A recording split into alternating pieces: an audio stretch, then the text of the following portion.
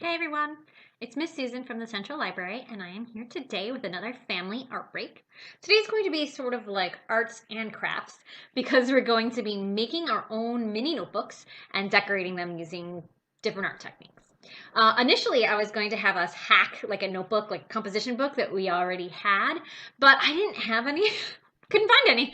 So if you already have a composition notebook, especially a mini one, you can skip the notebook making part if you like, and then just move to the decorations. But I think making the notebooks is kind of fun. So what you need for your notebooks, some pieces of cardboard, either from a cereal box. You could just cut the flaps off. Please ask your parents. Don't like dump the cereal out before you cut the box tops. Just double check that it's okay that you use it. You need two. If you can cut off the flaps, it's nice because then they're pretty similar sizes. You'll need paper for the sheets of your notebook, right? Which we'll be folding.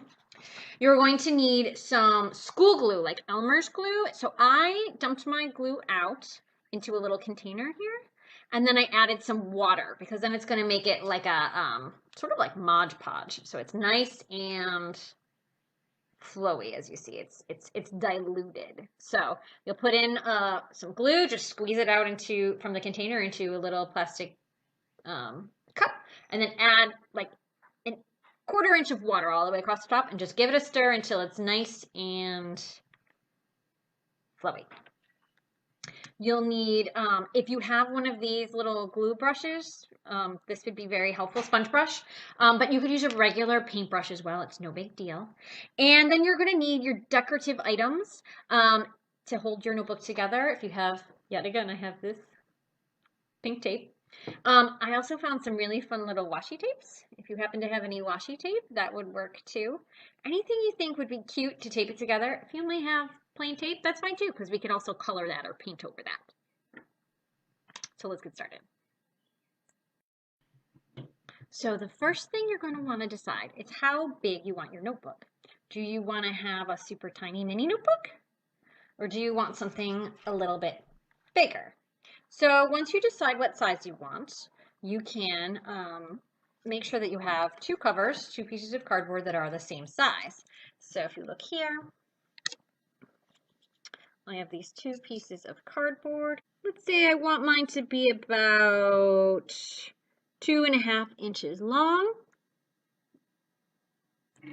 2.5 inches. Measure on two sides.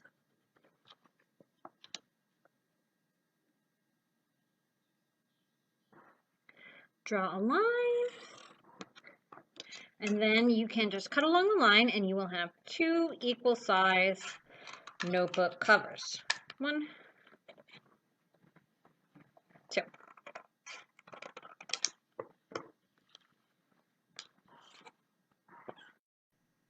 Okay, the next thing we're going to do is determine the size of our paper. So if you're going to want the paper to be smaller than your cover. So we're going to make sure that our paper is folded smaller than the notebook. So to make the pages, you simply fold on the line here. Actually, do it this way. Just fold so that little line is in the middle. And if you have overhang, that's okay. You're gonna, if it ends up being uneven, it's okay. It just depends on the size of your cover. You can trim it at the end, or actually, let's trim it right now. So, and then you're going to want to make sure that when you make the pages that it's also smaller than, the folds are smaller than the cover of your notebook. So you can just take a look and just mark where it is so you have an idea that you're going to want to fold it before that line. Make it a little bit smaller, your folds. And then you're going to do an accordion fold, which means you fold one way, do it as straight as you can, and then you flip it over and you do it the other way. So then you'll see that we have a few pages to our notebook. Now these are big folded pages. So if you want there to be many little pages, you could also consider cutting them on one side. Right here where the folds are. Cut right up the top where it's folded. Hopefully you can see this. It's on off camera. Which gives you some more pages. But if you really, and then you can also, if you want even more pages, you could cut in between the flaps on the top as well. So if you see here, but don't trim the side where your hand is here, because that is what's going to hold this book together. So you just trim every other top piece, and then you're going to have lots of pages. Just try to keep it all together.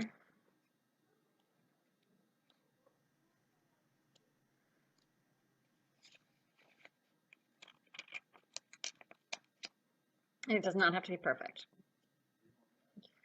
So now you'll see 1, 2, 3, 4, so many pages. If they are connected at the top, here we go. Just keep looking. And give them a cut. It does not have to be perfect, so don't worry. So then what you're going to do is glue this to the two sides of your notebook. So you can use a glue stick, which is very easy, or you can use that liquidy glue too. We're going to use later.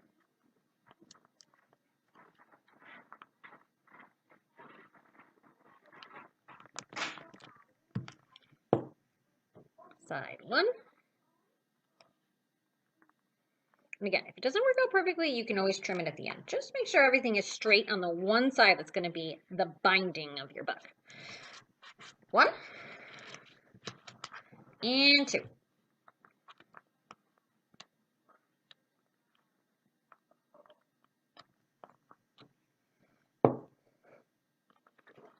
Second cover. So this is going to be your basic notebook, as you see. But we have to let it dry for a second before we decorate and put on the binding. So what I do is I let it dry under a great big book, like a cookbook. So let that sit for a while and dry. Okay, so while our notebook is drying, I'm going to show you a couple of fun things that you can do to decorate your notebook. The first idea I have is to do a confetti notebook, and you can make the confetti yourself. And what you do is you take some construction paper. This is a great way to get rid of little scraps of paper that you've been keeping together that you don't know what to do with and you feel bad throwing it away. And the first thing you want to do is just cut them into little narrow strips. Cut them into thin strips. I'm going to say this is like maybe 1/4 of an inch wide. Keep it manageable for yourself. I find that if I cut it too long, they tend to get like thicker or skinnier at the end. But here's just an example of how you can do it. Just having a piece of paper underneath to catch it. So you just have these little strips like this. Cut them into squares as even as you can. And you can pick your favorite colors. Oh, see how this one got too thin? So yeah, try to keep those strips an even size. It doesn't really matter if there are too many sizes, but it does look a little better if it's like in squares. So just cut them. It's kind of relaxing to just, you know, cut your confetti. You can pick your favorite colors, whatever you want. And then this is why it's nice to have it on a piece of paper. You can sort of make a funnel and pour it into whatever you're storing them in. So I have a whole bunch of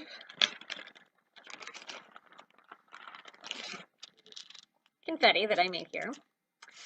So what I suggest you do for the cover is to make a sparkly confetti cover. I also have a little bit of glitter because I work at a library and libraries have so much glitter. You have no idea. Okay, so you can put your confetti directly on your cover if you wanted, but just to make the colors look a little more sharp, to make them pop, I'm putting the confetti on this white paper, and then I'm going to trim it down to the size of my covers. So what you do is you take your glue and water, again, Elmer's school glue, take it out of your slime kit. Clear glue would work too, and a little water to make it nice and flowy. And take your sponge brush and little sections at a time, brush this glue on. Don't forget that it's going to dry clear, so you don't have to worry. You can be nice and generous with the glue. And just sprinkle on your confetti.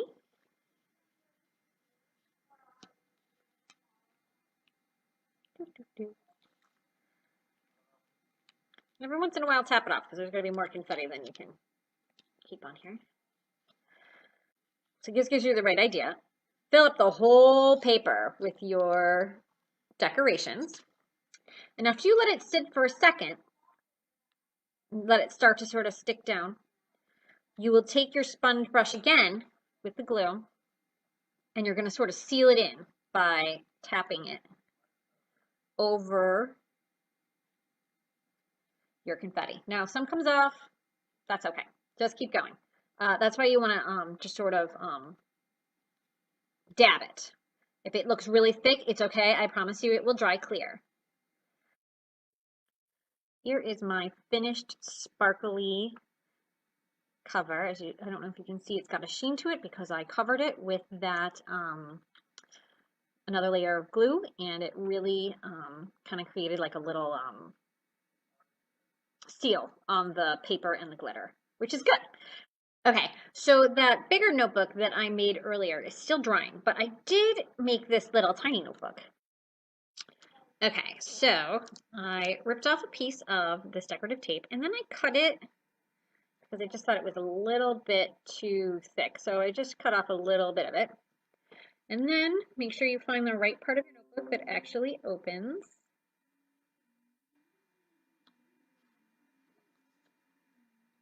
But I want to make sure that I get the right part. Okay, here are my pages that open, like this.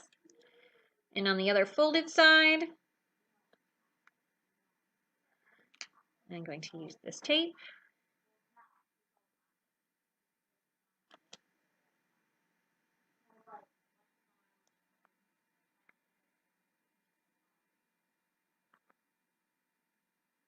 To seal it off.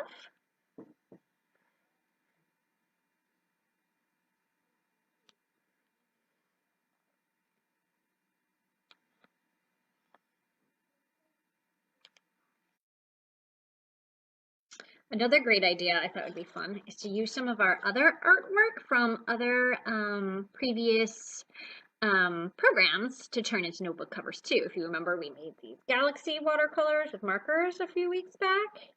This would make an excellent notebook cover as well. As you see, here is my two halves of my bigger notebook that I made earlier. Actually kind of works nice when I split in half. So flip it, or actually just kind of center it where you think it looks good. If you don't mind cutting yours, the things we do for art, right? So just sort of trace the shape of your notebook.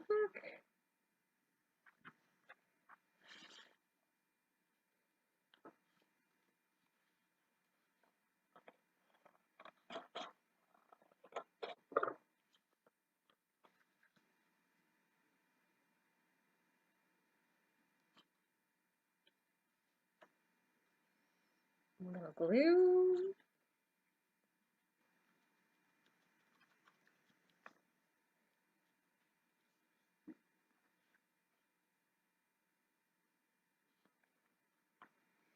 There's one side.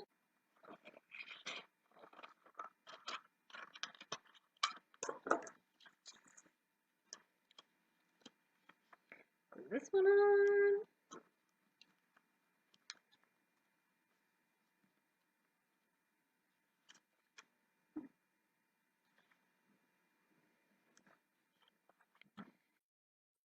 Here's our tape again. Fold it in the middle. Kind of squish it up on your side. Let's see if we can bring this in. Cool. Something like this. Open it up and tape the inside. So we have the tape here. Here's the first side. Just tape it down like this, just to keep it nice and secure. I find these bigger notebooks are a little bit easier to do than the mini notebooks, and that first one, that was a little bit hard to handle. So if you do your first notebook, you might want to start a little bit bigger, and then if you want to go truly mini, you can do that too later.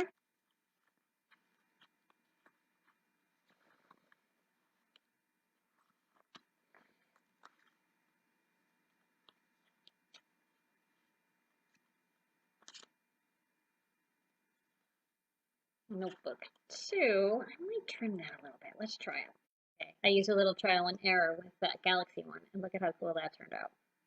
Pretty happy with that. Pretty neat. So the sky's the limit with what you want to do for your covers. If you did some of our printing techniques, that might work really well. I would really like to do an acrylic pour one. I have an example of the acrylic pour, but it's not dry yet, so I can't use it. One second. So this is an acrylic pour I did on paper. It takes a long time to dry, and I will show you how to do this in a later episode, but wouldn't this make a beautiful cover for a notebook? Yeah, so whatever you can think of is what you can do. So I have 2 techniques here for you using your Galaxy watercolors from before. I can post a link to that project if you wanted to see what it looked like. And here's our little sparkly notebook. So thank you for watching. I hope that you enjoyed. It does take a little trial and error, but it's actually pretty forgiving. I mean, I think these look really cute.